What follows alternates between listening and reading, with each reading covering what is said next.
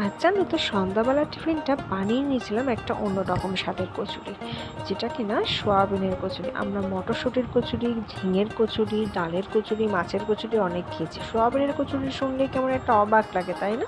কিন্তু এই সোয়াবিনের কচুরি খেতে যা স্বাদ হয়েছিল কি বলবো। তার জন্য প্রথমে সোয়াবিনটাকে একটু সেদ্ধ করে নিয়েছি, তাতে মিক্সারে পেস্ট করতে সুবিধা হয়। তারপর আদা কাঁচা লঙ্কা পেস্ট করে নিয়েছি। তারপর একটা কড়াইতে সাদা তেল দিয়ে আদা কাঁচা লঙ্কার পেস্টটা দিয়ে একটু নাড়াচাড়া করে নিয়ে দিয়ে দেবো পেস্ট করে রাখা সোয়াবিন, দিয়ে একটু বেশ কিছুক্ষণ ধরে নাড়াচাড়া করে নেব।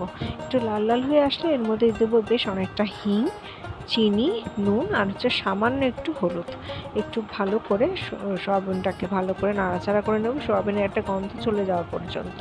একটু নাড়াচাড়া করতে করতে যখন ভাজা ভাজা হয়ে আসবে আর একটু যখন পুরটা একটু হাতে লেগে লেগে আসবে, তখন পুরটা প্রায় তৈরি।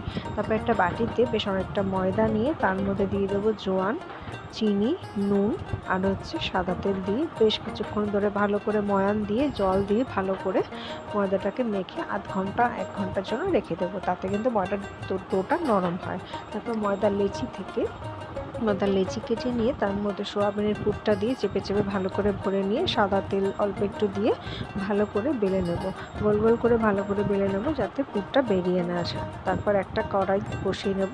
আমি কিন্তু এখানে লোহার কড়াই দিয়েছি, তাতে মা বলে লুচিগুলো নাকি ভালোই হয়।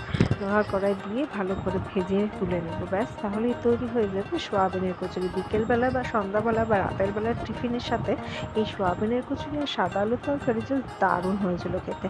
বাড়ির লোকেরা কিন্তু এই কচুরি খেয়ে কিন্তু সবাই প্রশংসাই করেছে। একবার বানিয়ে দেখতে পারো এই সোয়াবিনের কচুরি কেমন। ঠাসা এই সোয়াবিনের কচুরিটি কিন্তু দারুণ হয়েছিল। প্রত্যেকটা বাইটে এই সোয়াবিনের পুরগুলো অসম্ভব ভালো লাগছিল খেতে।